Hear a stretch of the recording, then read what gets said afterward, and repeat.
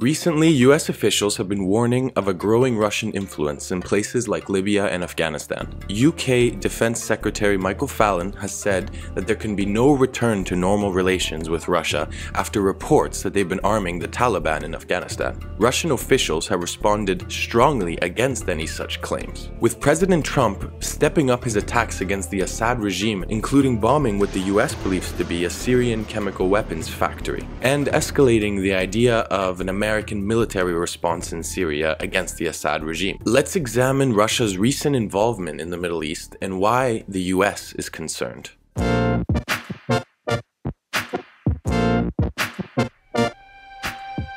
Recent Russian involvement in the Middle East is most evident in Syria, where President Vladimir Putin openly backed the government of Bashar al-Assad. This eventually led to a peace agreement headed by Russia, which could only be seen as a victory for the Syrian government. Direct military involvement by Russia began in 2015 after a request by Bashar al-Assad. This was during a period of an increasing threat to Russia's only military naval base outside of its country, which happens to be on the Syrian coast. Russia's involvement was limited to supplies, intelligence, and airstrikes, with some reports of covert boots on the ground. However, Russia's involvement is significant enough that many analysts would say it's the sole reason the Assad government has remained in power. In recent months, Pentagon and NATO officials have been sounding the alarm. From Afghanistan to Libya, US officials have been increasingly concerned by Russian diplomatic and military efforts in the region, which they see as an attempt to undermine both the United States and NATO. Some of the actions Moscow is accused of participating in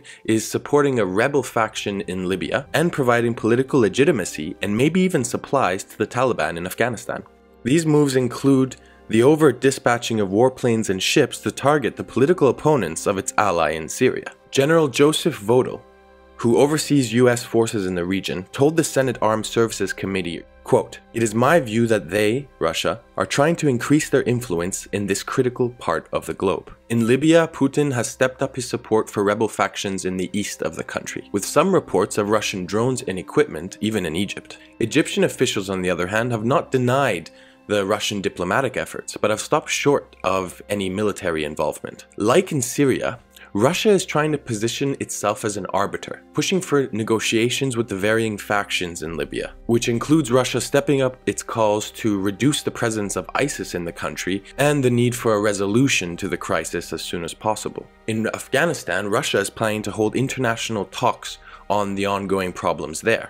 This will take place on the 14th of April, a high-ranking Afghan official has said. Hanif Atmar, the Afghan president's national security advisor, told Radio Free Afghanistan on March 18th that 12 countries, including the United States and 5 Central Asian nations, have all been invited to attend. During the presidential campaign, Trump bashed Hillary Clinton and the Obama administration on Syria in 2 significant ways. First, he criticized Obama for the Iran deal, Iran being one of the main supporters of the Assad regime. Secondly, for not backing up his red line on Syria, which Trump views as having weakened the US position in the region. Trump repeatedly said that Clinton's aggressive stance against the Syrian government risked starting World War III, and stated that he supported Russia and Syria attacking ISIS. Provocations by Russia need to be met with American strength, and that if Russia continues to be involved in airstrikes along with the Syrian government forces of Assad, the United States of America should be prepared to use military force to strike the military targets of the Assad regime. Okay. He and I haven't spoken, and I disagree. I disagree. You disagree with your running mate? I think we have to knock out ISIS.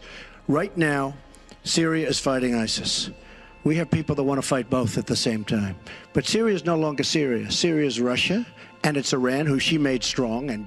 Since becoming president, Trump has U-turned on Syria, and after the chemical attack that took place, vowed to take action, which he did in the form of US airstrikes on the Assad regime and openly calling for Syria without Assad, which has had the result of increasing tension with Russia. The recent events have led many to question what Trump is going to do next and what Trump plans for the Middle East. States in the region have mostly supported the airstrikes. Turkey, who was caught red-handed supporting ISIS and was linked to smuggling ISIS oil through the country, has backed Trump's recent airstrikes and has called for a no-fly zone over the country. Israel has also supported the recent airstrike, but has reiterated that it will stay on the sidelines. While Russia and Iran have taken the position that any claims the Syrian government used chemical attacks are unsubstantiated, and reminded the international community of claims prior to the war in Iraq. One thing is certain: Trump is trying to be assertive in the Middle East. It's likely we're going to see an increased American military involvement in the region in the coming months and years.